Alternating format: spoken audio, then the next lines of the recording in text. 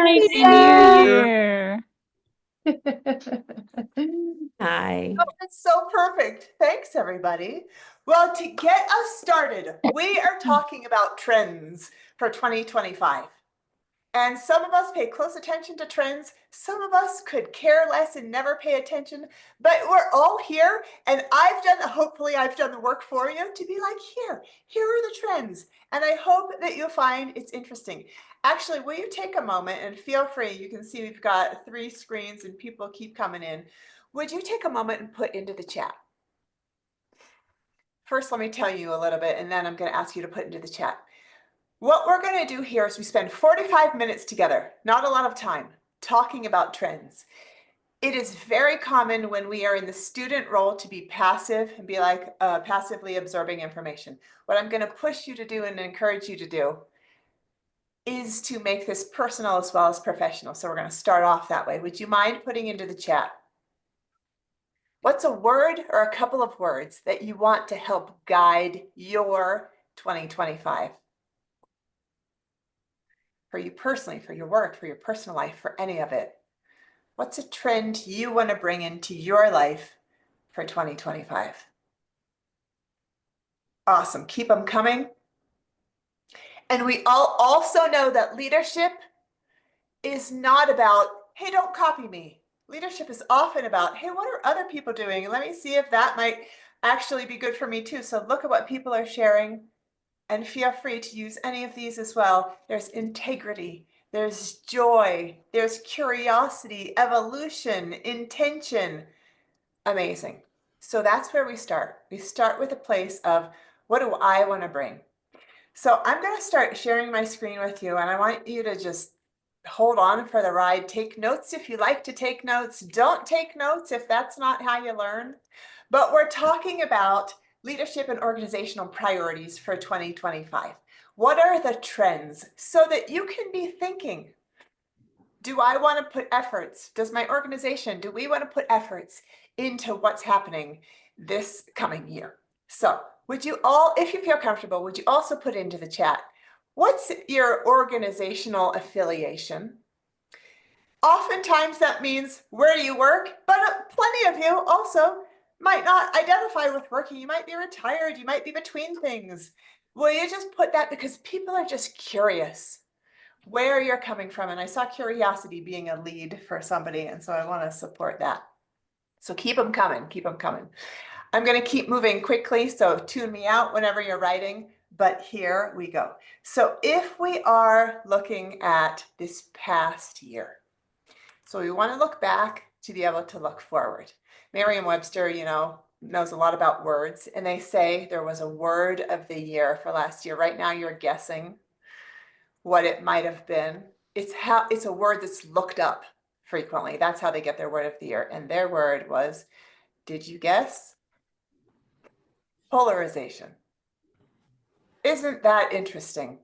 And so you probably have feelings about the word polarization. You like that people are polarized these days. You don't like that people are polarized these days. But that's something that people are really curious about and have been looking up. Some other things, which I think are kind of interesting in contrast, 2023, the year before, the word was authentic. Super interesting. Then if we go back to 2024 and we look at Oxford Word, the 2024 word was brain rot. That one is funny. I mean, isn't that funny? So I have to share with all of you. I asked my 17-year-old daughter ahead of time. I said, oh, I'm going to do this with people. Do you think I should try and use the cool words that the young people are using these days? She was like, please don't. Please don't. That would be devastating. That's terrible. So I just want you to know I'm sparing you from all of that, but you can always look those words up as well. The next thing I want to share with you is the color of the year from last year. If you're like, I didn't know I'd learn all these things. And some of us are like, I didn't even know there was a color of the year. You're getting in your mind what you think it was. And here's what the color was. Peach fuzz. This color right here, peach fuzz. So now just humor me, put into the chat, what do you think it is for 2025? Because you are going to be so hip. I don't think that's a current word, but I'm saying it anyway. You're going to be so hip. Put into the chat, what do you think is the color for this upcoming year? You can use fluffy language. You can use really basic language. Oh my gosh, this is so fun. This is so fun to see. Okay, you're taking your guess. Oh yeah, here we go. Get ready to be in the know. Mocha mousse. Look at that. If you want to be extra cool, and I would tell you that just for all of you, I got this shirt new, which most of my clothes, I don't really care too much about clothes. This one I am wearing some mocha mousse just for you. So now these are kind of lighthearted things. We're going to start moving into some things that actually you're probably more here to have us be talking about. And I want us to start talking about societal trends. Would you put into the chat, what do you think are the societal trends that you're seeing, that people are talking about, that there's a lot of energy around? It's a hot topic. What are you seeing in your workplace, in your life? Put it into the chat. Just curious.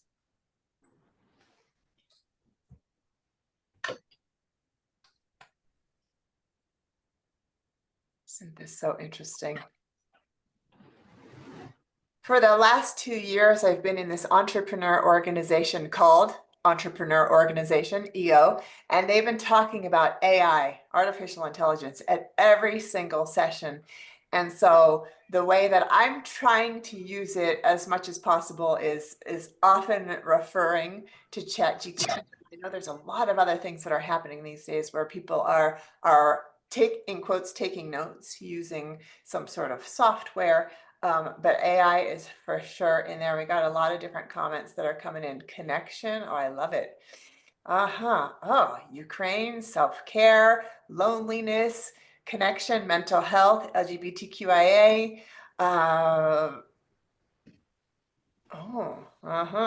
The government, democracy.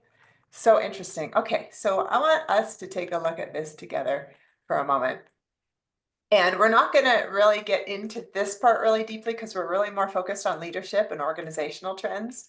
But here are the four. So the first, the top, the heavy hitter, they say technology and AI, that the technology is coming at us faster than it ever has before. I've heard it said that today is the worst technology we're ever going to have because every day it's getting better and it's getting better and it's getting better, right?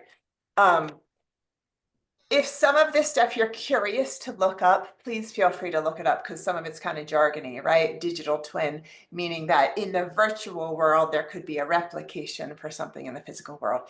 Then we've got climate and sustainability. I'm going to I'm going to unshare for a second, then I'll bring this right back. Who here is involved with climate change? Through your work, through your personal, yep. Take a look, scroll through. And some of it is the topic of your workplace, and some of us, it isn't. But it is really, really being paid attention to these days. Carbon removal, the idea of even Flagstaff has a carbon neutrality plan. We have eco-resilience. How can we be resilient in the face of what's happening? We've got global connectivity, and a bunch of you commented on the loneliness piece or mental health. And we know that these days, in a lot of quotes, people are more connected than ever, and we're having a mental health crisis. And so there is a sense of hyperconnectivity where people are connected in a lot of ways. And also this trillion sensor economy, meaning that there are so many intersections, a trillion different ways, right? Or maybe they're just using that metaphorically. That things are overlapping and data is connected. And for some of us, that's exciting. For some of us, that feels scary. Then we've got healthcare and personalization, and there's this concept of health autonomy. So I'm gonna pause this screen share just for a moment. And I'm curious for you. Would you consider yourself an early adopter of new stuff. Often we're talking about technology, but we could, I'm looking around the room, we could be talking about for teaching trends. I'm seeing a principal right there, right? Teaching trends. We could be talking about fashion. Some of you are into fashion. We could be talking about mountain bike new equipment. I'm looking at a variety of folks. So who would consider themselves, you consider yourself an early adapter. Then in the middle, there's the mainstreamers, right? Like doing it when everyone else does. And then the third category are the laggards. Isn't that a funny term? The laggards meaning either you're like, fine, I'll do it because everyone else is, or you're even kind of like, "Ah, I am not going to. I am still going to use a record player. Thank you very much." So I'm curious. Yeah, either put it into the chat or raise your hand. I'm curious. Who would say early adapter? I said adapter. I meant adopter. Early adopter. Okay, great. Then mainstream. Great. And laggard. Fantastic. And the beautiful thing about us having this human experience is that we can change whenever we want. We can have so many nuances. We can say, well, with books, I want to be on the pre-order list. I want to be ahead of the curve. I'm super curious and I want to be an early adopter with that, but with technology, perhaps. I don't know. I want to be a laggard. I know my family, a couple of my family are even on here today. It's so fun. Will you wave if you're my family? Hi. I still remember when they did not love that I did not yet have a cell phone. And then once I got a cell phone, I did it in a really selfish way and I didn't even care. It was like, I will reach out to you. And that's what I have it for. I'm not going to be a quick picker upper. I'm not going to be really responsive. I remember that was that for me. So when we're looking at these societal trends, that then can help us to be informed about what we're really here to talk about, which are organizational stuff and leadership stuff. So if any of you are like, who are you and why are we listening to you? I figure that might be something helpful to share starting now. My name is Julie Lancaster, and I have the honor to run an organization called Lancaster Leadership. And we've served about 75,000 different folks in the world of leadership. And we have a particular kind of brand. Both Courtney and I, my business manager, this morning, we were talking about what we do is we are responsive. For example, an organization who we just wrote a strategic plan for today asked, can you make this part of the strategic plan, can you, when you're like rolling it out, so when we're sharing it with our board, can you do this on it? And so we most times say yes. So we are responding to what the needs are. So I'm going to share with you also today what some of the trends are in the last year that people have been asking for. But if you are part of the Lancaster leadership team, will you give a quick wave? Because we'd like to say hi to you, right? Oh, I like it. I like it even more. Oh, I felt how my question was multifaceted, right? So both Judy Tincher, I see right there, and Jeff Kennedy, I see right there, also facilitate with Lancaster leadership, but we are all the Lancaster leadership team, right? Oh, it's so wonderful to be all together. There might be other folks, and you're just on a second screen, and I don't see you, so please forgive me if that's the case. So back to the specifics. Here we go. So for 2025, and this I want to share with you did not come out of my own brain. This came from doing research. And I'll share with you if you want to in the future do research from particular organizations. I'll share with you credible ones. It's really common these days that people will do research by Googling something and it's inaccurate. Just the other day, someone who works for Mountain Line, the transit agency, we were testing out using AI ChatGPT, and he typed in, what role does Julie Lancaster have at Mountain Line? And it said, I was the operations director. I am not the operations director, in case anybody is curious. So we take our Googling or our chat GPTing with a bit of salt, but so I want to tell you these are from credible resources. So we're going to share with you in reverse order. But first, what do you think they are? Will you put them into the chat? They might be similar things you already said, but into the chat.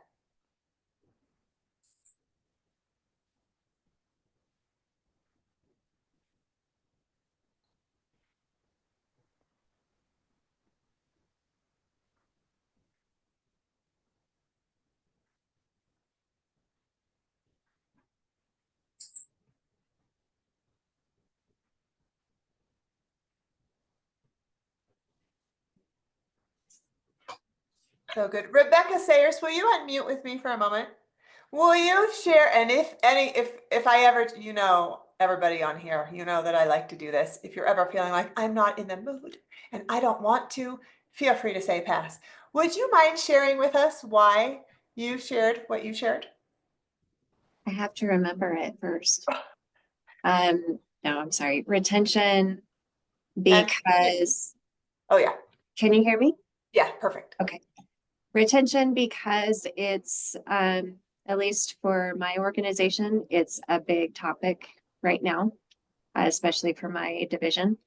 And community because I remember from your leadership trainings that community is important to retention and to employees in feeling belonging with their organization.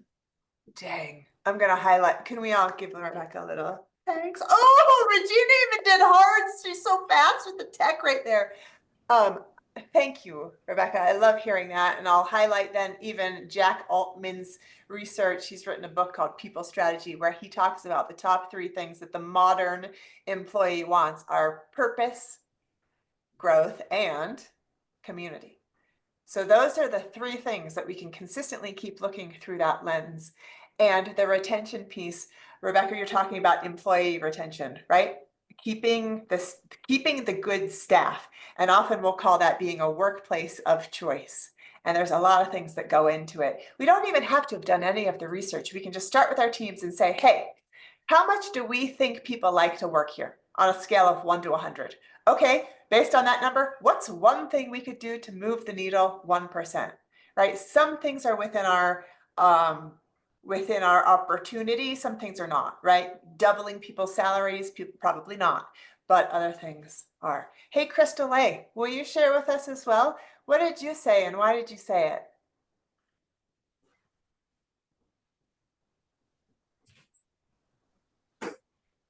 She's getting there. Bottom left-hand corner is the unmuter. Crystal's coming in. I think she is. No, she's like, my system is broken. Hey, Joe. Hi, Joe. Will you share with us what you said and why you said it? Which Joe? Joe Seidenberg? You. I actually didn't type anything in, so. Oh, perfect. Why not? And any answer is okay. I'm just curious what's happening in your mind. I'm just absorbing right now, so. Got it. You're like, there's yeah. a lot. What could the answers be? I'm not sure. There's a lot of good choices right here, right? Hey, Anne-Marie Deweese, business outcomes. Will you share with us? That's how I should have done it, Joe, right? I should have looked at the list instead of just looking at your smiling face. Will you share with us, Anne-Marie, why you said what you did? I think probably businesses from all industries are under pressure to deliver results in a constrained economy and in a situation where retention of employees is and attraction of employees is a challenging situation. Beautiful. It's kind of about the bottom line. What are we delivering in all industries, whether it's higher ed like Anne-Marie, nonprofit like Joe, government like Rebecca, and that's me having you be really impressed with, I know what industries people are in. Are you so impressed right now? Just kidding. It is about, right? How are we going to stay in business and stay of service? What's needed? So without further ado, the drum roll continues. Here we go. I'm going to show you. So in reverse order again. So change management is number 4. Change management. How do you do change?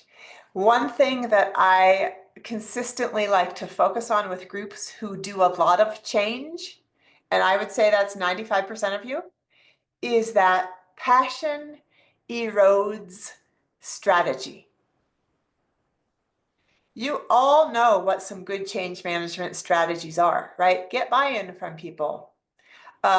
Make a plan from the beginning, but don't have it completely set in stone. Get input along the way. Talk about the why. But the moment we have passion, a lot of that goes out the window.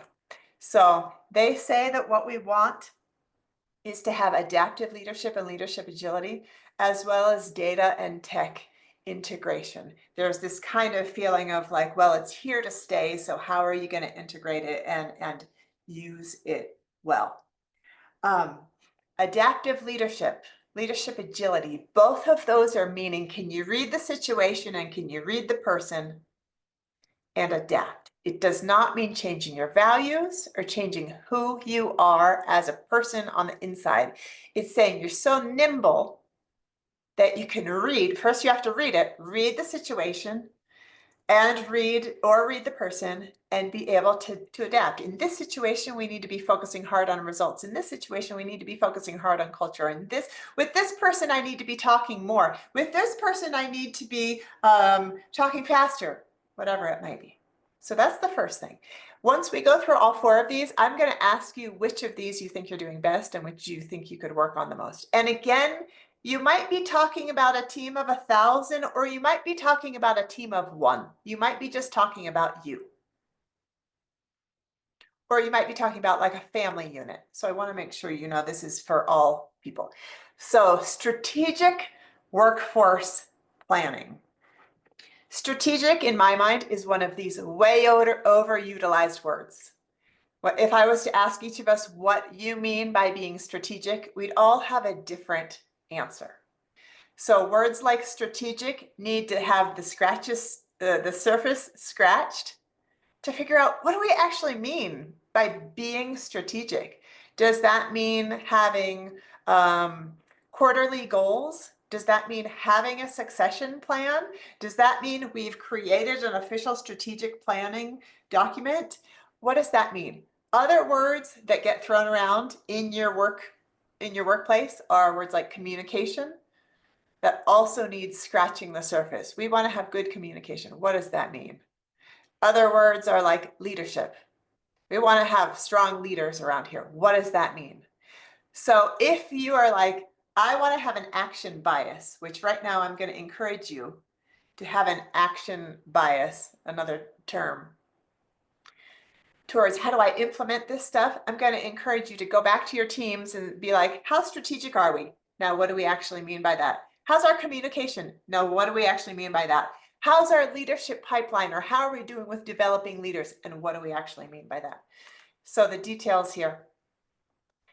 Strategic planning can look a lot of different ways, but commonly it's forecasting, it's setting priorities, and then having our to-do lists align with those priorities.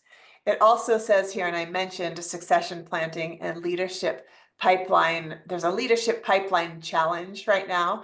I was working with an organization who had 60 folks at a particular leadership level. And I was working with a supervisor there, and I said, so who do you have in mind? Of course, you can't promise, but who do you see as high potential individuals? And I still remember clear as day, he was like, none of them. And I was like, oh, do tell. He was like, none of them are ready. They don't have the capacity to think in this way or to hold people accountable in this way. And so then you know the conversation that I had with the person. Is it a you problem or is it a them problem? It's a you problem. Let's talk about it, because you have an opportunity to develop your people while they are in their current roles so they could be ready, possibly ready for the next level. So succession planning can be a couple of different things. It is one, if you were to not show up tomorrow, what would happen? Can you get a plan in place? And the other is developing your leaders. So maybe you are grooming people to perhaps step into positions. A great homework assignment, if you would like to accept it, is for you to take a vacation. If you just are coming back from vacation 2 days, make it at least a week or so more from now. But plan a vacation, which is the kind where you're not just waiting for the 500 emails that you're going to come back to all the work that's going to come back to you. Can you train people to know some of the work that you do so that when you're out, they can help, so that they can develop their skill set? And so one day they might be ready for your position. It's a really holistic cross-training kind of approach. Now we're down to number 2, right? Organizational culture. The work that we do, we say that it kind of falls into just a couple of categories. One is we help people with having strategy, which often looks like strategic planning.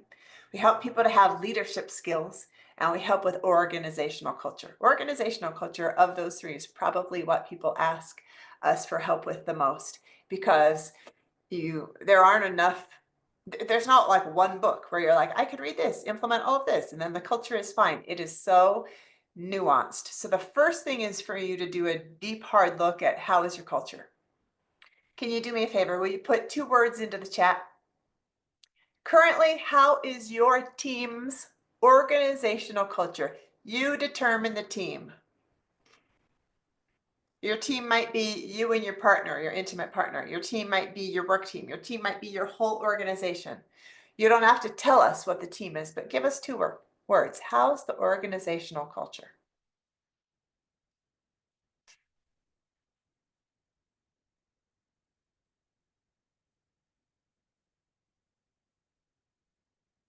These are great. These are great, being that I think that they are honest. The only thing that matters here is that they're honest. I see rebuilding and needs work to inspired action, integrated, fragmented, growth mindset. So the beauty is you're part of the problem. The challenge is you're part of the problem. The beauty is you're part of it, right? So what can success look like, or continued success? What we do know is, in quotes, this too shall pass. Meaning if it's wonderful right now, it won't be forever. If it's terrible right now, it won't be forever. So just like with health, we can never fully achieve organizational culture and then stop the work. So 1, we've got 3 points on here, right? 1, can we work to be a workplace of choice and focus on burnout, not a workplace of burnout, right? What can you do? What is possible? Probably the first thing is to be talking about it. Sometimes we want to sweep it under the rug and not talk about it, which means it doesn't exist. That does not mean it doesn't exist, right? 1 metric, a key performance indicator you can look at for burnout, are your retention numbers. When people are leaving, they often don't tell you the truth about why they're actually leaving, right? I have a better opportunity, but often it's, I want to get out of here. The second one here says modern goals. Here's this piece, a mobile post-pandemic, because right, I guess we call ourselves post-pandemic now, multi-generational. We might say there's 5, we might say there's 6 generations in the workplace right now. Multi-generational workforce, and right here, is looking for more connection, more authenticity, and more inspiration from their leaders. Now, this is a hard one because every one of you is a leader. Whether you are a positional leader or you are not a positional leader, right? What we talk about a lot in our leadership academies or trainings is that leadership is a mindset. And so if you are not being inspirational, I want to encourage that to be your top priority. Much easier said than done. But right now, the younger generations in general don't want the older generation's jobs because the older generations make the job look terrible. Too stressful, too much work, not fun. So your job is to figure out how to be inspirational, not fakely, not putting on the mask. And then this other piece down here says human-centered. Where am I? Oh my, what just happened? Am I still sharing? And I just, okay, where'd we go? Am I still sharing my same PowerPoint? Yeah, You are, but okay. it zoomed in Yes. really close. Ah, thanks. There, back to normal. It's back to normal. Thank you. And then here we go. So here, I'm trying to do tech. I have to do control click. Yes, control click gets me the little highlighter. And then we go to human-centered and inclusive leadership. So you need to think about, what does that mean? Back in the 80s, it was about respect the leader at all costs, just do what they say. Now it's not. It is not. So then we want to examine the org chart. So Forbes and McKinsey, so two credible resources, report that large corporations will continue to flatten their organizations through unbossing, kind of a cool term, right? A trend rapidly reducing middle management roles by promoting a more agile and flexible structure. Interesting. You might love that, you might hate that, but that is apparently what is happening. So now, here we go. Here's number one. Isn't this interesting? Leader and management development. As I was reading through this, I was like, hey, job security for me. Great. Just kidding. I was like, it's going to feel like I made this up. I didn't even. So what this means is, how can you have a learning culture? Which one of the biggest ways to encourage a learning culture is to ask people what they're learning. Talk about things beyond the boring updates and the to-do list, right? So many meetings are about, my words, not yours, the boring update or the to-do list. Here's what I'm working on. But how about, here's what I'm learning. Can you, as a team, set quarterly goals? Because that puts you in a future-focused kind of mindset. And also, what you do when people make a mistake or mess up matters most. Because if you say we're a learning culture, that means people are trying things they're not yet expert at, and how you how you either chastise or criticize or condescend or wrist slap when they don't get it perfect, that matters most. The other thought is, are you including time and resources, right, into developing your leaders? And don't forget, that also means you. Doesn't mean everybody but you. And then the last here is having a values-driven, being values-driven and having work-life balance, right? What do you model? Do you model the right number of hours at work, or don't you? Do you operate from values? Are you clear about what your values are? If you aren't, create some for you personally, co-create some for your team. So of seeing the four of those, I'm curious which of the four you feel like you want to put more energy into this year. But before I show you the list again, because you might be like, what was the list? Here, highlighted in blue, are resources that got us to these answers, but these are credible. McKinsey & Company, Forbes, Gartner. Okay. So here's the four. Will you just put into the chat number 1, 2, 3, or 4?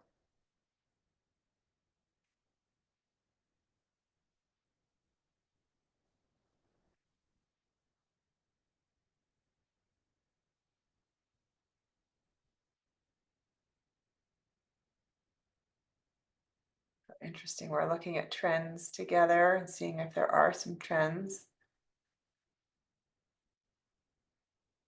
Teresa, when you look with me, what trends do you see? Do you see, is there more, 1, 2, 3, or 4?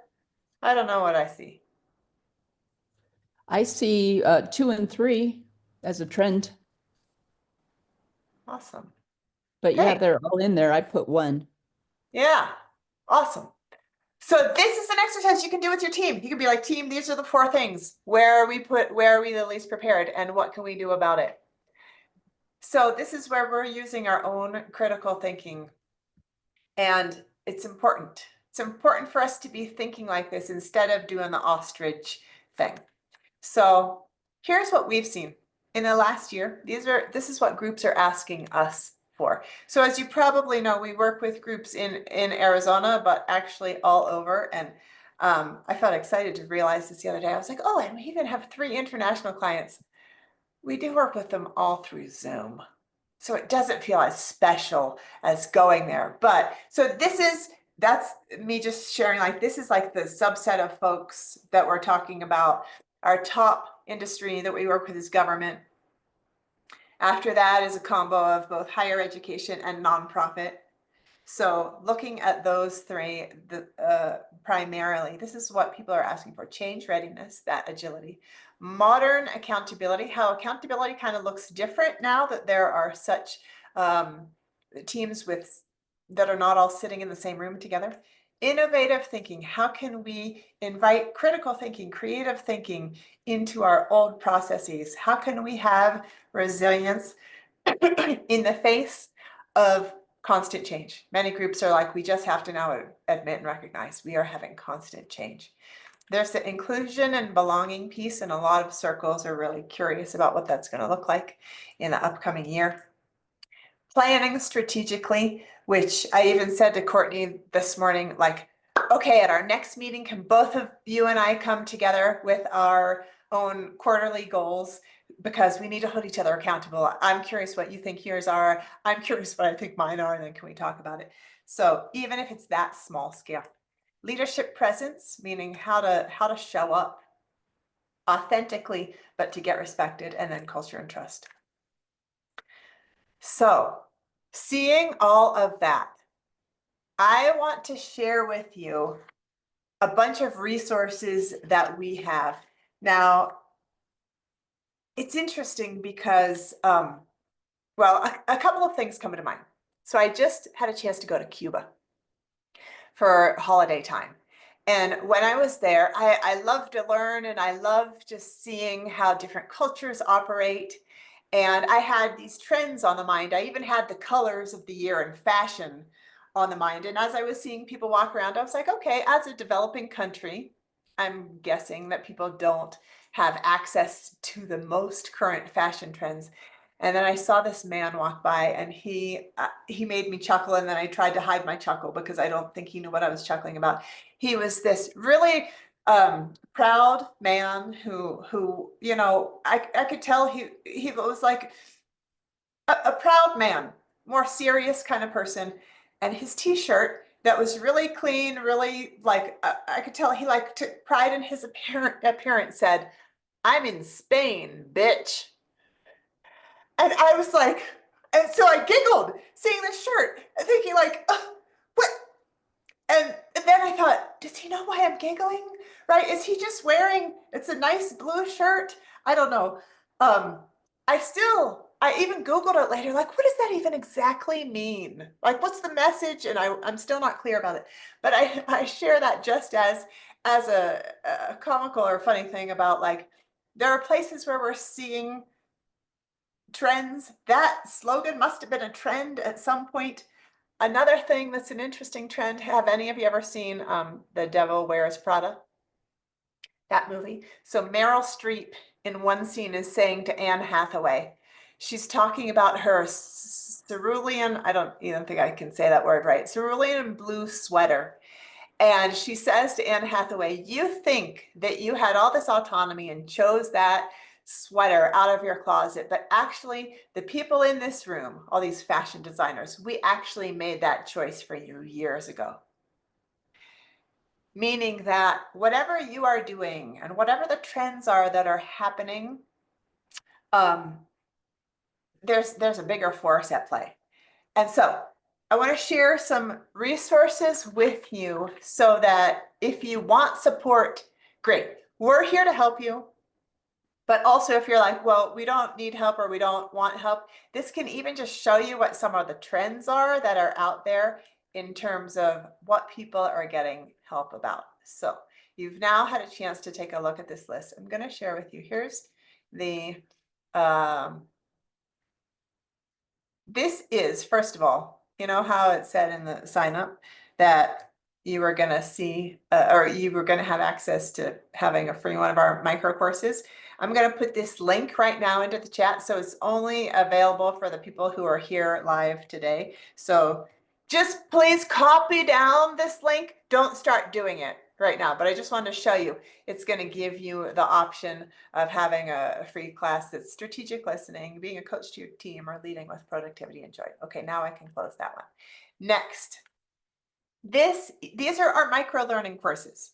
So we have had a chance to put together 50 micro learning courses, and I want to share these with you.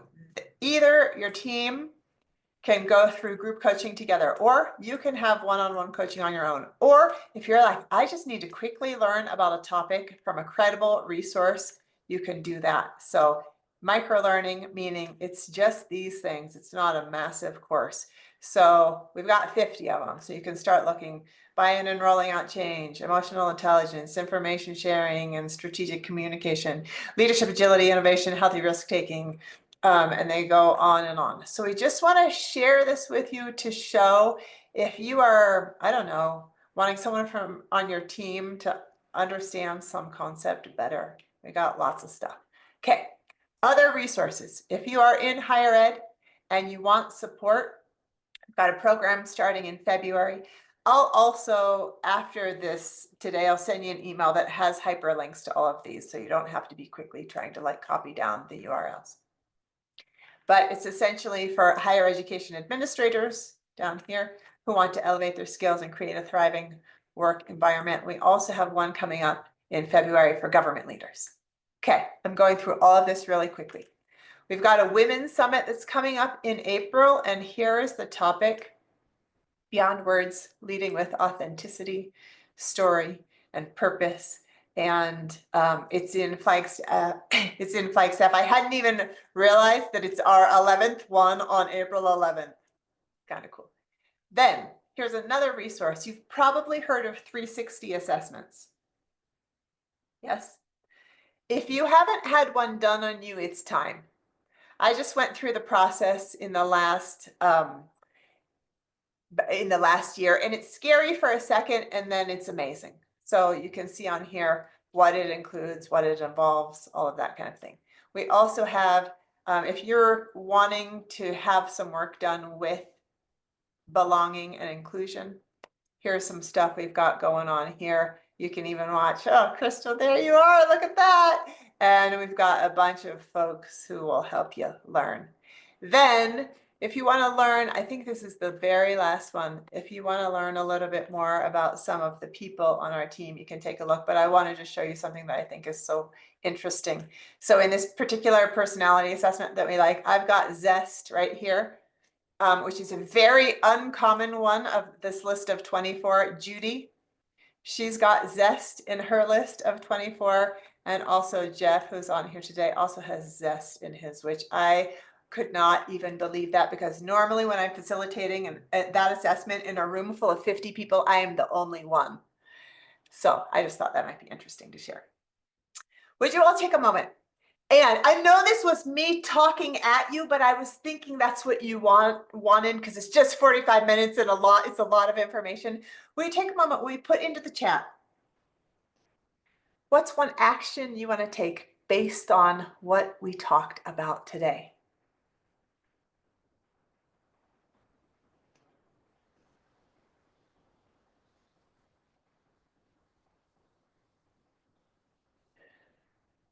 I love that. The Zest piece even made its way in.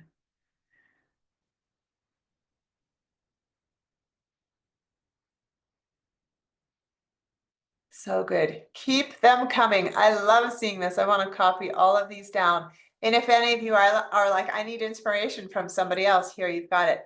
Hey, Katie Hill, I'm wondering if you could be the one to close us out for the day. Meaning, would you mind to share either something that stood out to you today that made an impact on you, maybe why you showed up, or something you want to share as an appreciation? And you know, I would only do this with someone who I knew would be like, I'm on it. I think. Is this true? Yes, Thank you. I showed up because I love you. And I want to do all the things and always be inspired and be a lifelong learner.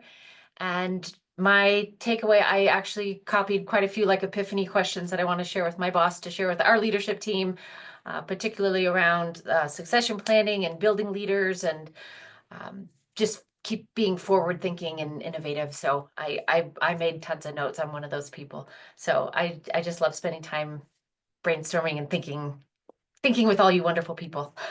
Fantastic. Thank you so much. And thank you everybody for taking your time with us today. I am so happy to be in community with you. And feel free to email me if you're like, Julie, I want to know what your strategic priorities are for work this year and for personal this year. I'd be happy to share those with you. Thank you, everybody. When you're ready, would you mind unmuting, saying your goodbyes, well wishes, and we'll see you on the flip side, everybody. Thank you. Bye. Happy Good day. night, Julie. Happy New Year. Thank you. Bye, everyone. Thank you, Bye, Julie. everyone. Love you. Yay.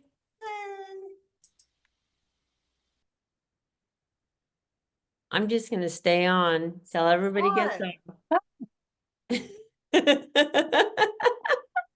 That sounds like Sandra.